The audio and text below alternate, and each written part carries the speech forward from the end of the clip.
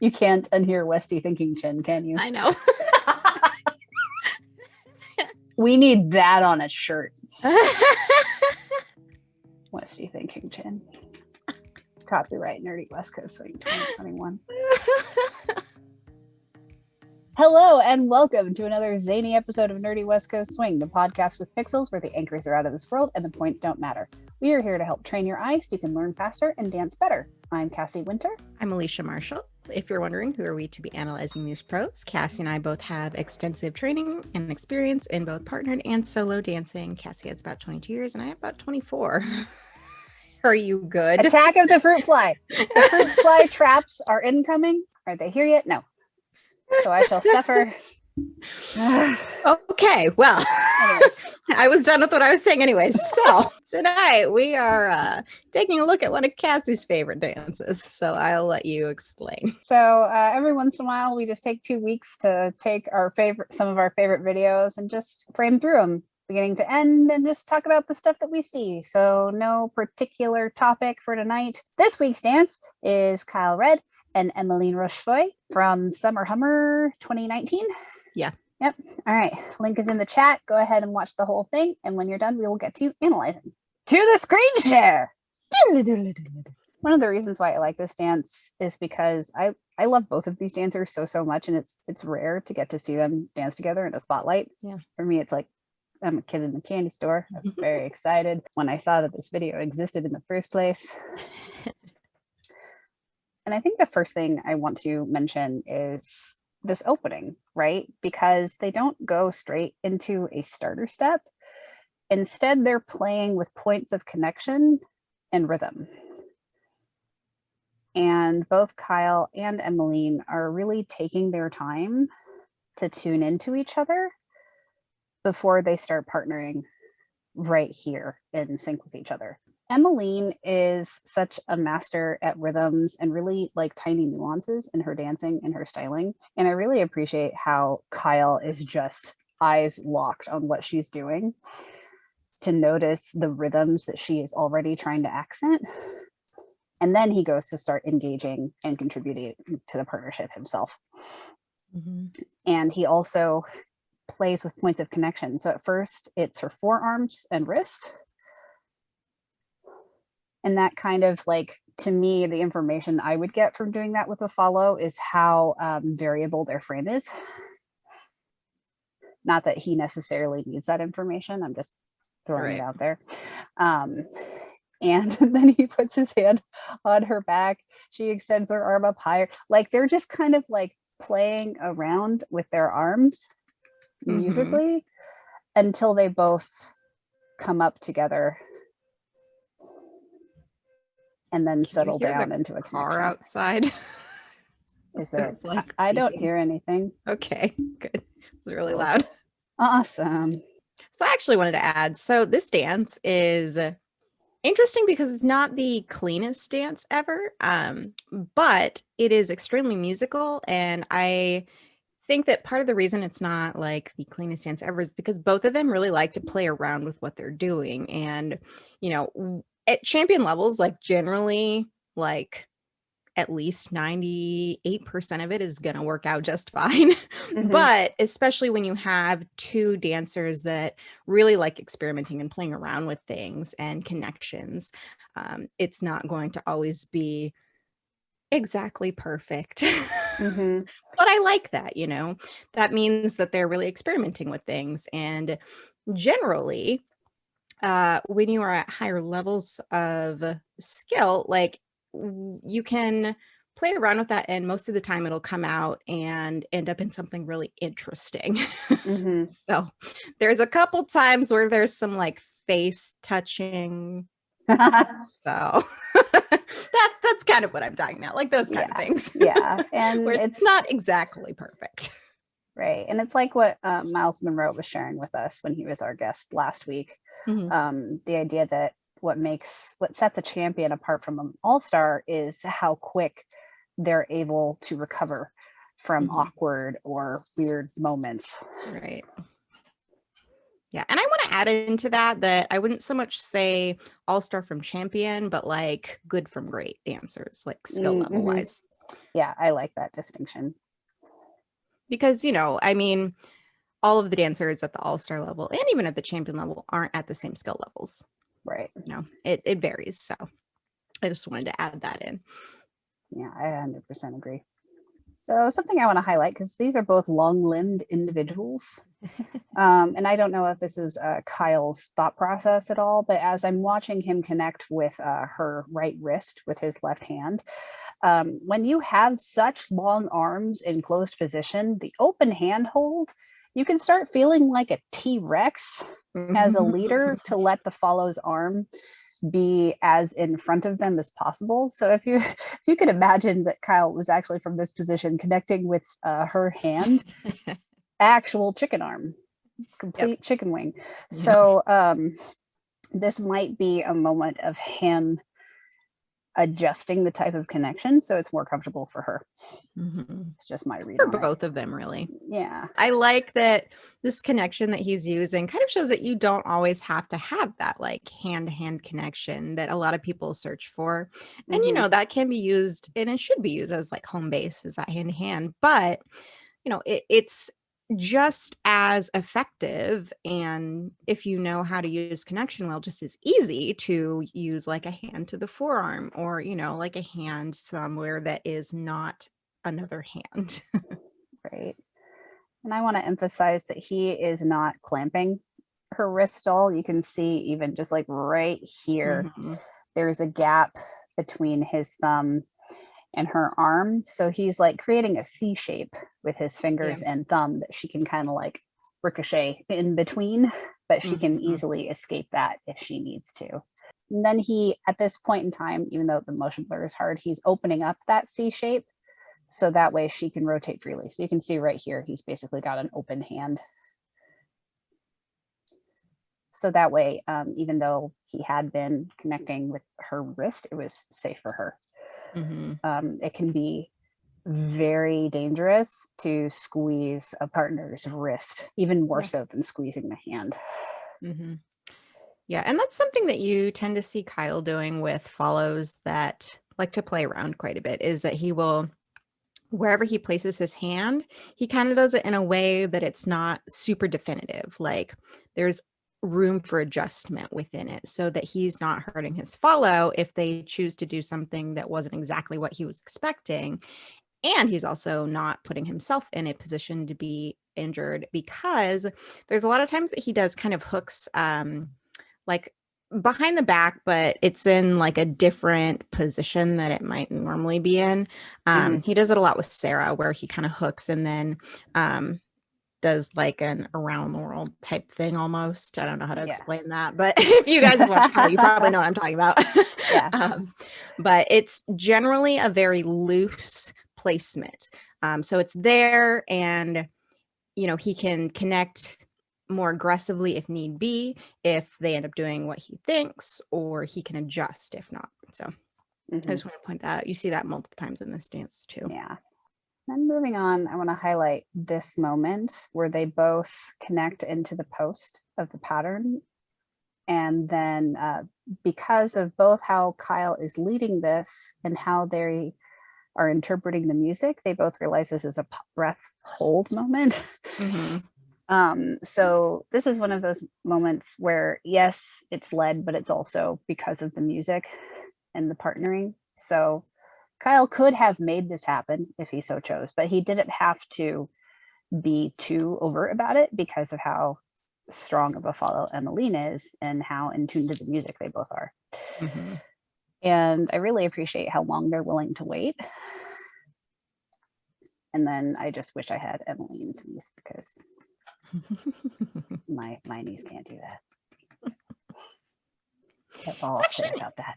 Interesting choice musically for her to kind of gradually go down, because it's like kind of an extended word, but it's actually not extended as long as she takes the time to do the full movement that she's doing. but she does it in a way that still makes sense, and it still does connect to the beginning of the next little section. So even though it's not musical in that she is moving within like a word or a phrase or whatever, it still makes sense and it still flows with the music. Mm-hmm. That's something that I kind of see follows do frequently, is that, you know, they will kind of extend something that's like past whatever word or phrase they're trying to match, but then it doesn't necessarily flow into the next piece of music. And it looks a little bit not awkward, but it just doesn't kind of flow as nicely. And that's really something that you want to aim for, especially because as a follow, if you're going to do something like that, you want to have a nice flow in that it will help you and your partner connect once you're getting out of something.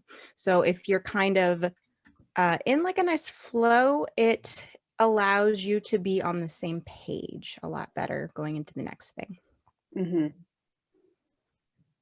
Then another thing to keep in mind, because this is like the very beginning of this dance, if Emeline had chosen to shorten her movement to be more in sync with the music, that would have been setting a faster baseline for their dance.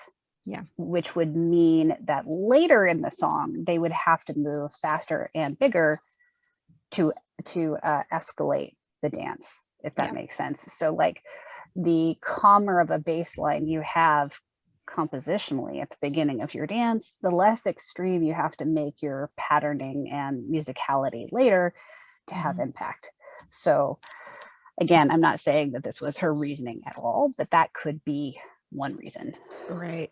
Generally, you'll have really high level follows that like go with the idea that the energy should be rather low at the beginning of the dance, because then you have something to increase into as the music gets more intense and adds more layers to it. So I mean, a lot of times you will see intentional things like this where it doesn't match up quite exactly to a word at the beginning, but it keeps the energy low so that there's more to build on. Right.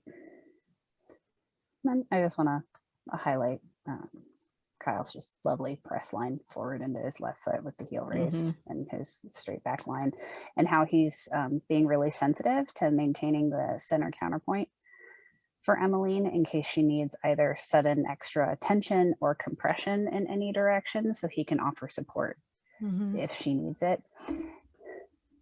And you can see how the handhold comes towards him a little bit, but that's because she's rotating. Yeah. I'm saying he's allowing it to come towards him as opposed to inviting it to come towards him. And then as she comes up, he lets it move towards her just ever so slightly, like maybe a centimeter, to encourage a settle. And then he settles while there's still a center counterpoint. You can see how it's like right on the edge of the S in the Summer Hummer banner. And then he moves the handhold, and that's what pulls Emeline out of her settled position. And she's able to syncopate to be on time because she's actually moving onto that left foot first before rotating.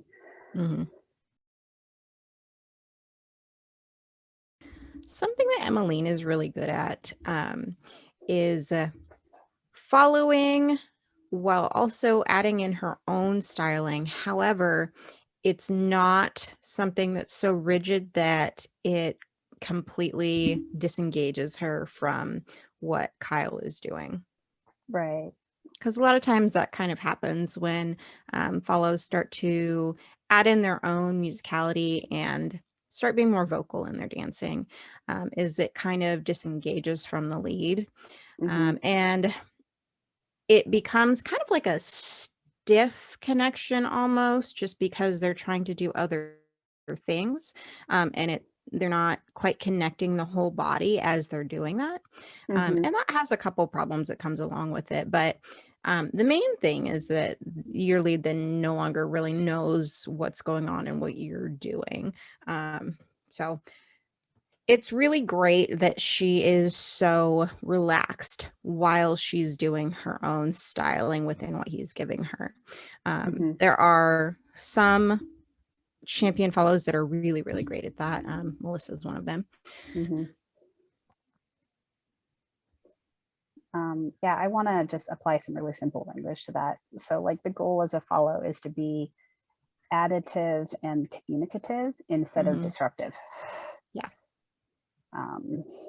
Like there are rare performance moments where being disruptive might be the right choice, but those are very rare. And they are only more common at the super high levels because like really the champions and all-stars, they dance with each other so much that it's a lot easier for them to get into that partnering mode of having like the same mind and understanding what people's performance choices are likely to be. For example, if I was leading Deborah Sakic in a spotlight, who knows why I would be doing that, but I'm okay with that situation. Very that sounds specific. Like fun. Very specific. But she has her signature kicks and her drop into the splits, right? And basically I would go into that dance going, there's going to be splits at some point. I just need to be ready at all times. Yeah. Like, sure, I could probably set it up, but she might want to do it at a different point in time. So I'm going to be ready. I will be ready. So I guess long story short, when you're in the lower competitive levels, trying to aspire to that level of performance is counterproductive to improving your dancing. Is the moral of the story. Yeah. And I know that sometimes it sounds like, especially for comps at lower levels for follows, it does sound like you're being encouraged to disengage and be disruptive. And there's a reason for that, but I personally don't feel like that particular mindset is the best mindset. The mindset I think that we should be going for is more adding to things rather than trying to do your own thing, and because you're obviously, as a follow at competition levels, you're trying to show off what you can do, but you want to try and do that in a way that adds to the partnership. So the way Kyle accelerates this inside turn, it might look like he's doing it all with kind of like this pop of his left hand. But you have to keep in mind that his right hand is also on her back, and he's probably also accelerating it from her back, not just the open hand hold. That's just a pet peeve of mine. It's very, very common for leaders who don't know this yet to accelerate using an open hand after the follow is already rotating in some way, shape, or form. Or accelerating it after the prep is already completed. And you can see how the timing of it, she's already starting to rotate to her left as her weight shifts onto that left foot. So her left foot coming forward. And then as it presses down into the floor, she's already rotating to the left, which would mean he had Jedi powers. Because that was either at the same time or before the hand did its little chink. One thing that I really like about this particular rotation exit is that Kyle establishes connection really early. So he starts connecting with her upper arm and then he slides down. Because a good rule of thumb is to create connection as early as possible. And then I just want to highlight that Kyle's left palm is facing towards the ceiling in this moment, which is really ergonomic for her, especially since he's kind of cutting off the end of the pattern a little bit, because she doesn't actually get to get her left foot behind her in a standard anchor position. He just starts drawing her right side through. And when you're applying a lot of stopping power, even if you're able to cushion it really well, so it's not just a sudden brick wall, the more ergonomic you can make that your point of connection for your partner, the easier it will be for them to engage at the speed you're inviting them to engage. Mm-hmm.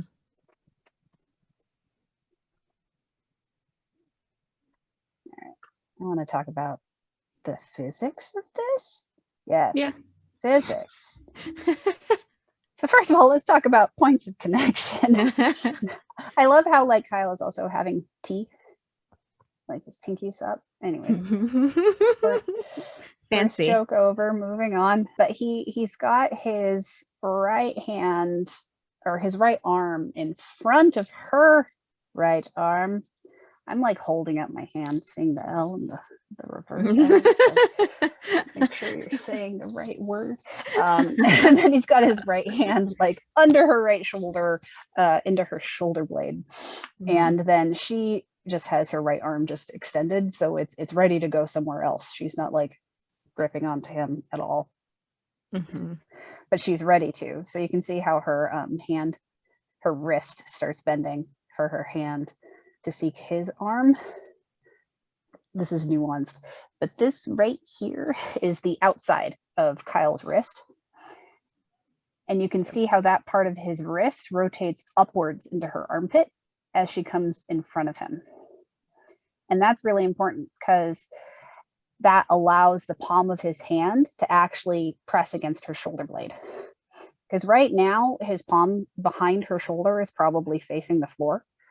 But as she comes in front of him, he is able to rotate his forearm and his wrist. And you can see his elbow also comes up a little bit to make that happen. But that way his palm is able to make contact, ba-bam, with her shoulder blade. And then if you were to see this position of Kyle sans Emeline, it would look very uncomfortable. Yeah. And then to make plenty of room for her, he's not only tipping to his side and stretching his right side, so his right shoulder is like as high as possible, but his right arm is extended out away from us, away from him towards us in the camera. So that way there's an entire bridge for her to go under. Mm-hmm. One of the things that I struggle with whenever I'm taking a high level workshop from Kyle and Sarah is because of how small Sarah is. When Kyle leads her in 3 dimensions, so like from a bird's eye view, we've got the top of her head and we've got Sarah's tiny shoulders. When he leads her from a bird's eye view and is taking her shoulders all the way around her center axis, because of how small she is, to the untrained eye, that can look like it's happening in 2 dimensions. Yeah. It can look like this from the front view instead of the bird's eye view. But the larger your follow is, the more important going around their axis is instead of trying to cut through it.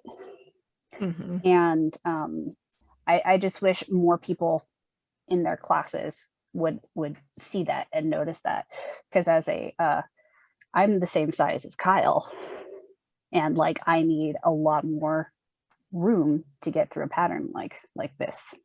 I just want to point out, because Emeline starts upright and then she ends up in a diagonal before she's going into her swing around, right? So here she is really diagonal.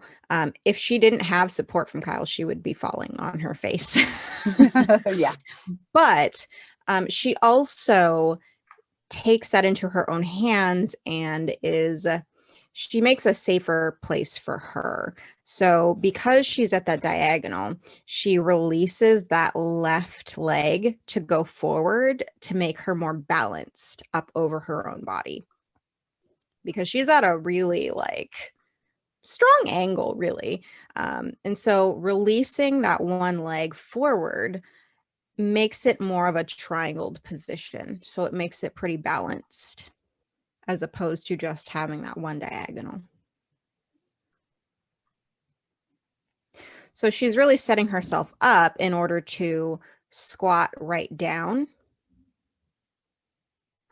Because if she just fell into it from that diagonal, it wouldn't be safe for her, and it would also have way more momentum than would need to be there. And this way she has more control over what she's doing.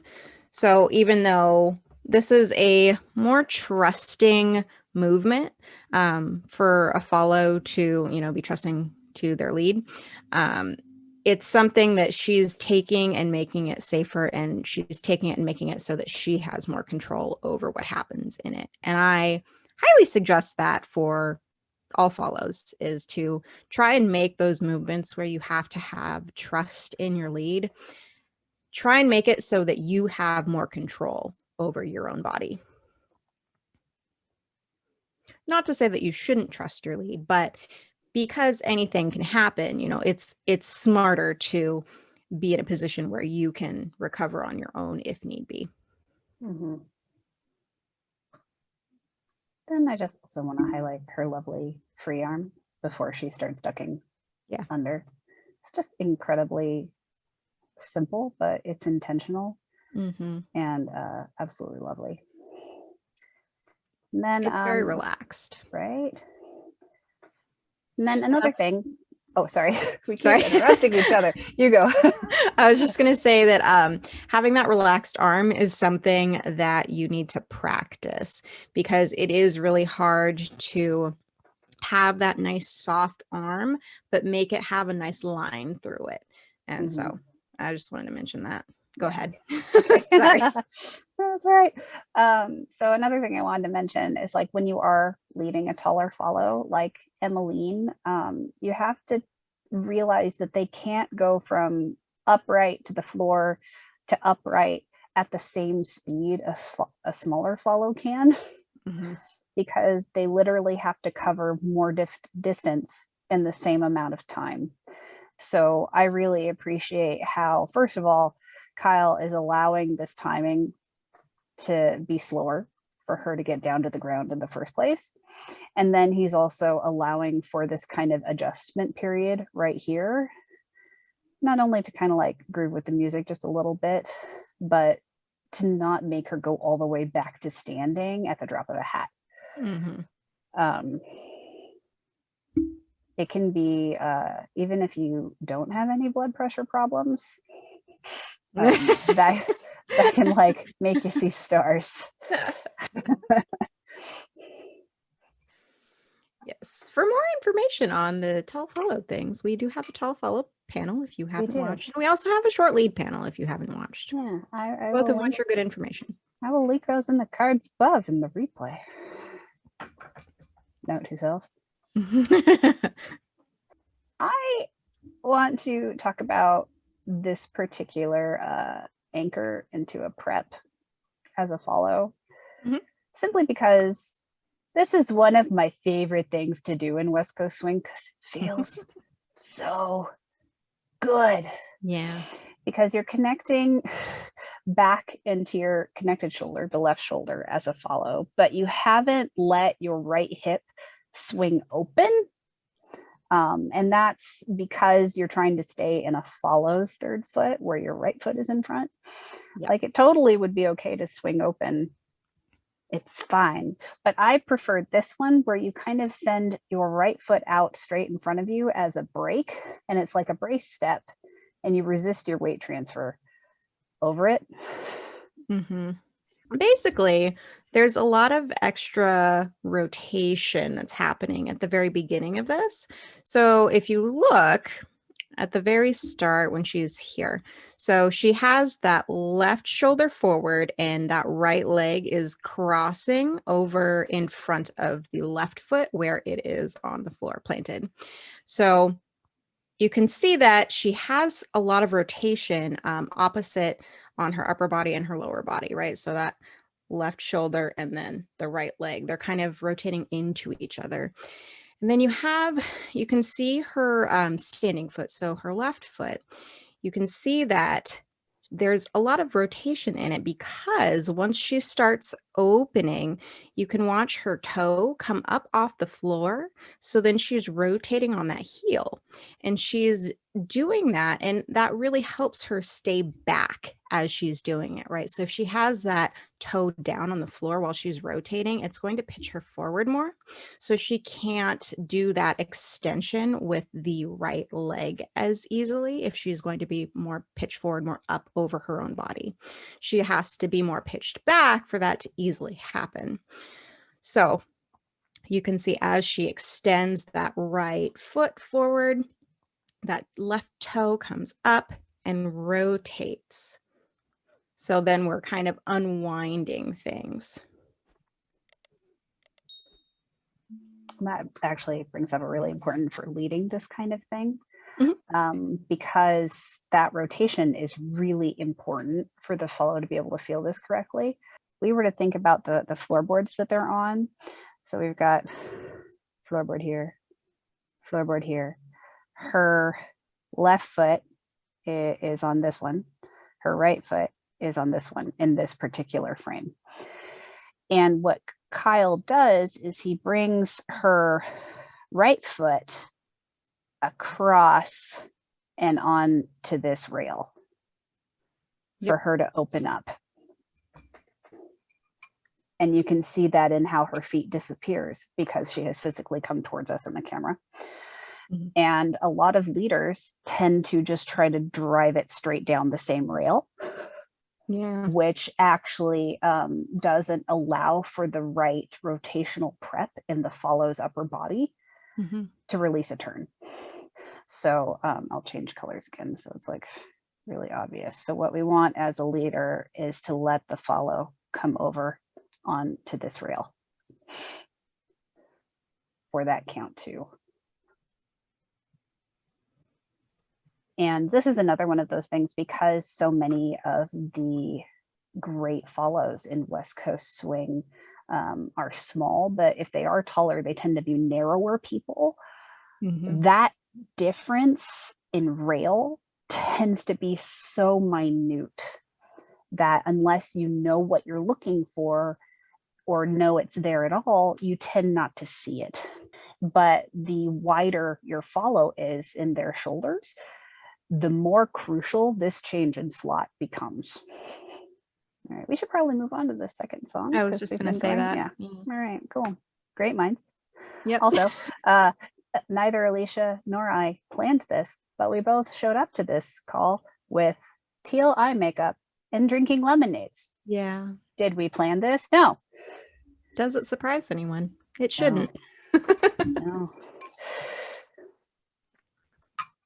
All right, second song, faster song.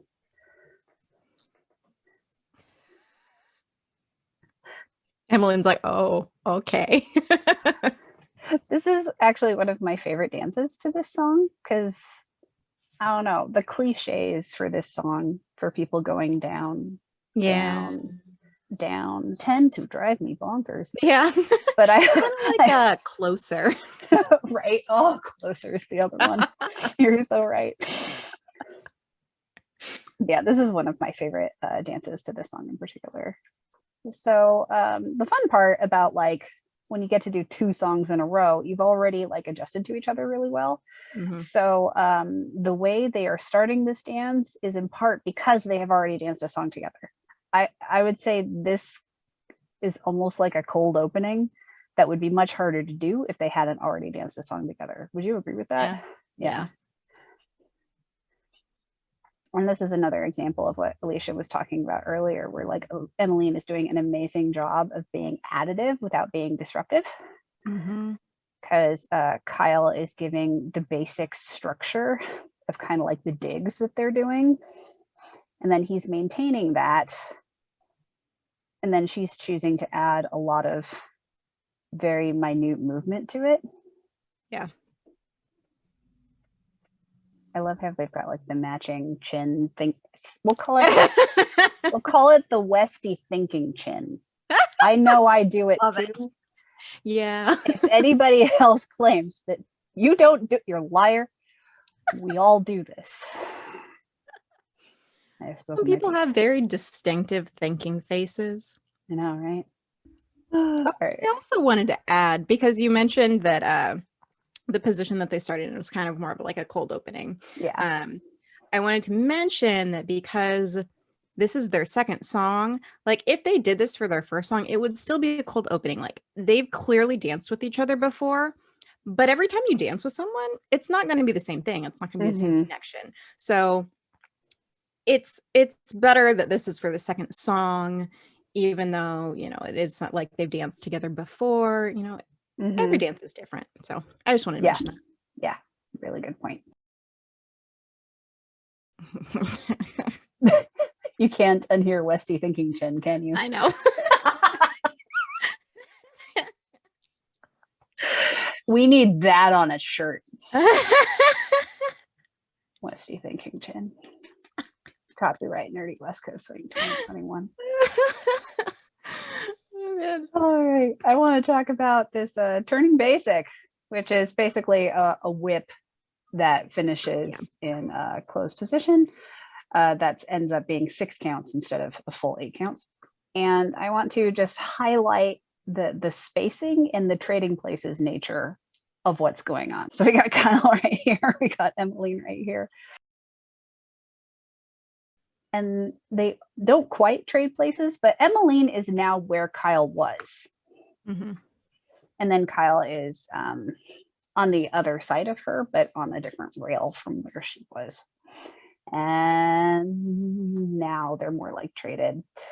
But like if we go back through those, it's really clear how they're not as a partnership really traveling anywhere. They're just pivoting around each other. So much so that I've almost lost my place. Where am I? Okay, this is the end of it. But that's a really important thing to pay attention to when you're watching patterns like this, because it could have the illusion that Emeline is traveling past Kyle really quickly, but that's only because he is also traveling past her. So it's a really musical moment for her. And I just wanted to point out the way that she goes into it, because she has that left foot really far in front of her when she starts ronding around herself. So she has her body fairly pitched forward, and she also has she's kind of in a forced arch, which is when your toes are kind of digging into the floor, and the rest of your foot is like up above on top of them, if that made sense. I hope that made sense. Anyway, but she's kind of in that, which helps pitch you forward and place your weight over that point. So even though she has that foot quite a ways in front of her, she's having all of that weight on that forward foot. So then she allows that back foot to be free and ronde around her. Yeah.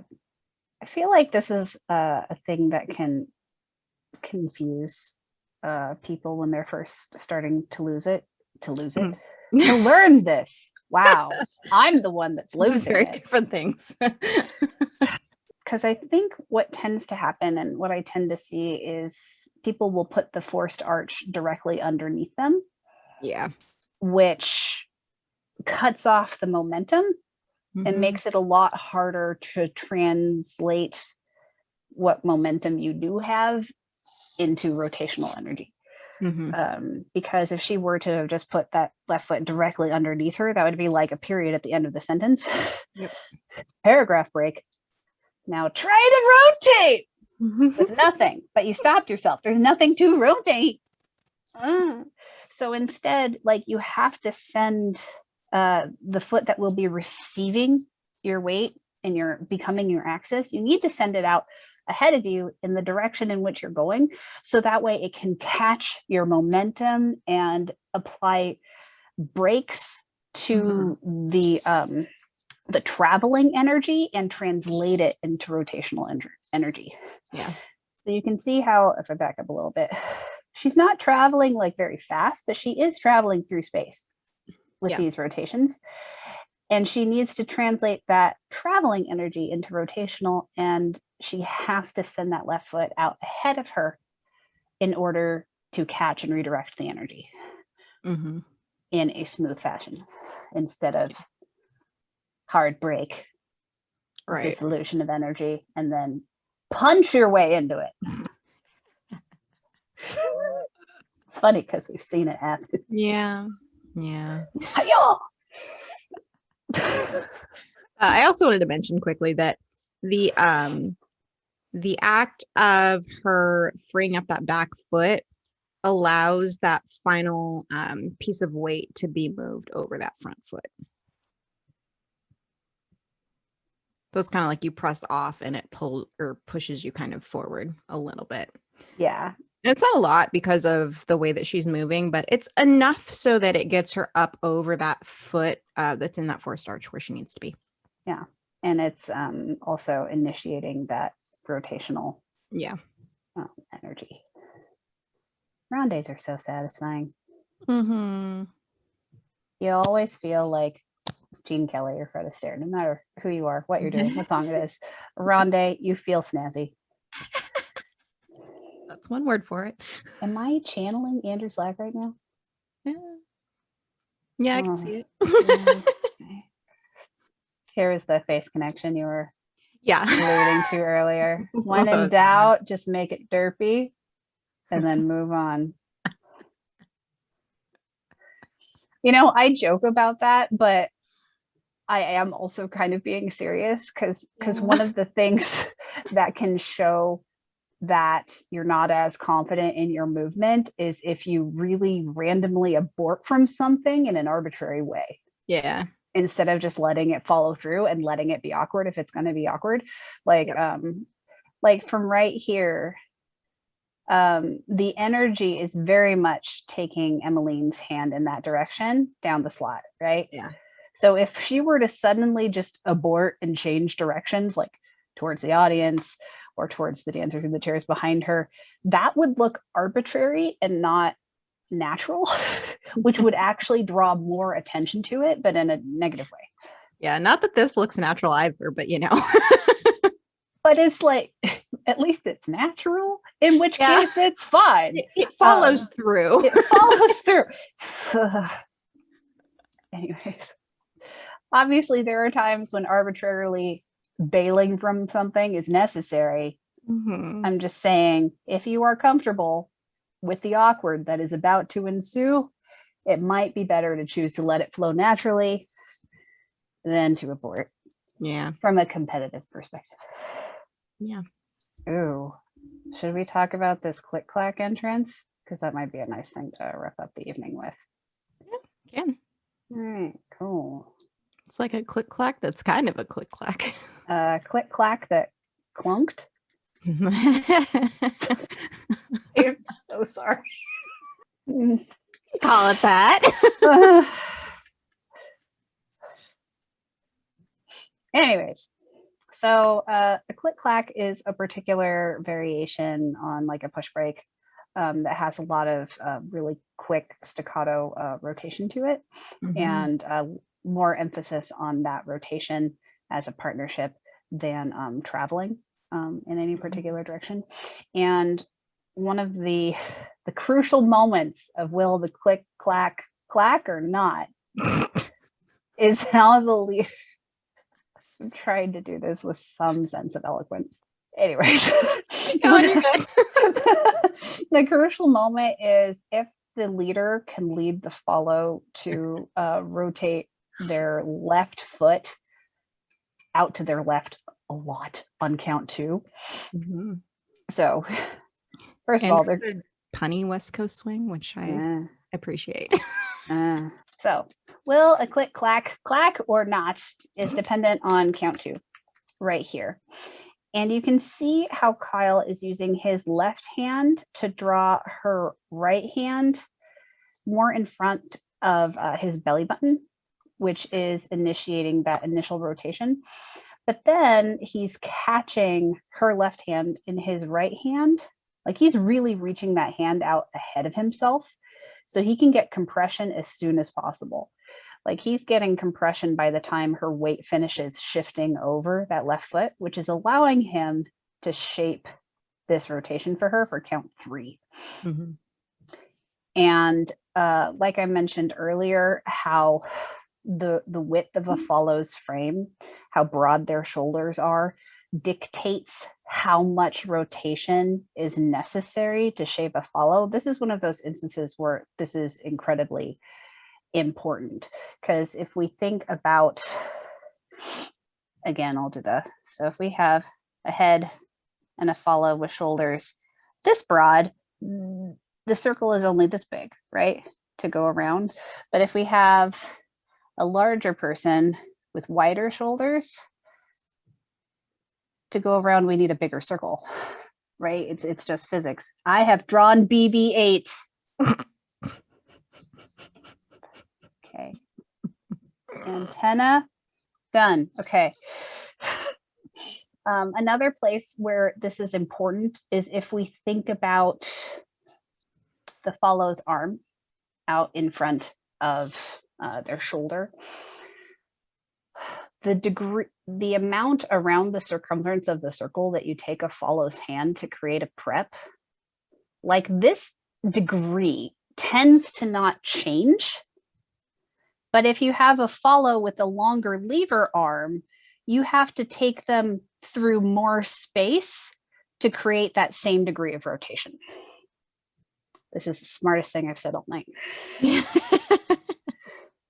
And this is just one of those things that, again, people tend not to realize is as crucial as it is. Yeah.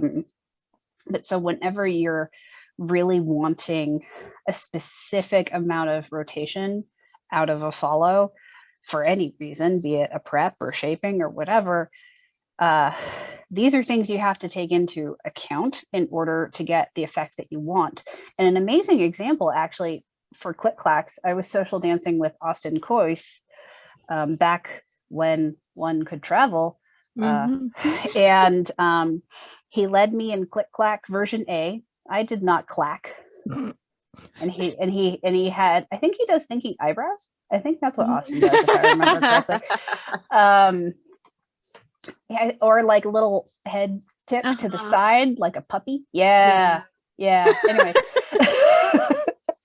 But then he did it again, and he basically did this calculation. He's like, oh, I led Cassie like she was Sarah. And he was doing this one. And he's like, I need to lead Cassie like she's Cassie. And he did this one. And I clacked. It was fabulous. And he was able to do it at the drop of a hat. He did it once, it failed. He maybe let an underarm turn in between, and then he tried it again. He had it right.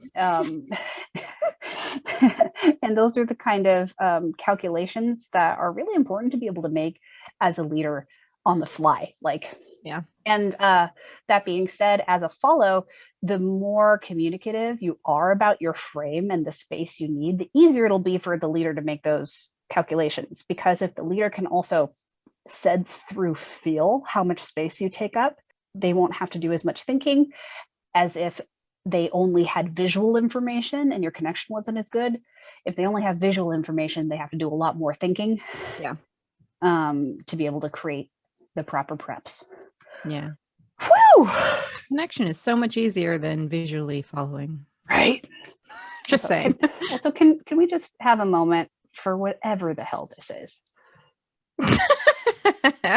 Like, is it a shark? I think it's a shark. It's summer hammer. So what is it? Is it like a hole on the bottom so you can put it in a pool and then someone can like swim up under it and looks like they're inside a shark? I don't know. That is the only explanation I can think of. Okay. All right. I think that is far and away enough shenanigans for one evening, although we're happy to take questions. Yeah. So if anybody has a question, feel free to type it in the chat or unmute yourselves. Whatever you do not encourage me to make more jokes. Actually, last thing I want to say is that Cassie kind of explained click clacks. Another way to think of it is like swivels that are connected with two hands. Yeah. So that's a really good analogy. I love that. Yeah. It's another way to think about it, you know. Yeah. Anywho, just wanted to add that in. All right, looks like we don't have any questions. So thank you all so much for joining us tonight. Next week, we will be analyzing one of Alicia's favorite dances. Which one is it again? It is Jordan and Sarah. Oh, yes. Thank you all for joining us, and we will see you next time. All right. I totally got Miles doing that for the transition last week. I was quite pleased with that. I love it when our guests join in. I know, right? When Chris was on just all the way across the screen. We have branding that excites people. It's quite confusing. First of all, I want to highlight that Sarah's just like, oh, I'm putting this away. I'm gonna just watch this one. Just like, I don't need this clipboard right now. I need to focus. And I also like that what is that face? I don't know. He looks immediately concerned. It's the signature "what am I doing" face. But it's like, Kyle, do you know you're Kyle? You're good. What I was saying was that, through a pattern like this. Yeah. I scribble to emphasize my point. Beautiful. I have part of me tonight feels like I've forgotten how to human. It's a good time. Yeah. Funny thing. So when I went dancing for the first time in 5 million years on Monday, one of the things I discovered, because even though it was a vaccinated only dance, I still wore a mask because that's just my safety, my comfort level at this point in time. Yeah. But I realized, oh man, I don't have resting bitch face anymore because I have a mask on. I've been hearing of all of these women just not wanting to be told to smile, and that's why they're keeping their masks on.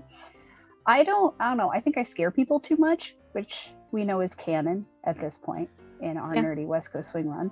So nobody tells me to smile, but people do worry about me. They're like, "Are you okay?" And I'm like, I got resting bitch face. I've got resting depressed face. Yeah. But you can't tell when I'm wearing a mask, and I may never go back. It's all in the eyes. So we got Kyle here. Oh, I'm still pink. No, we can't have that. I can't. I need to go back to the green. Please hold. Okay. I love John and Sarah in the background looking like they're conspiring. I know. You're supposed to be judging, Sarah.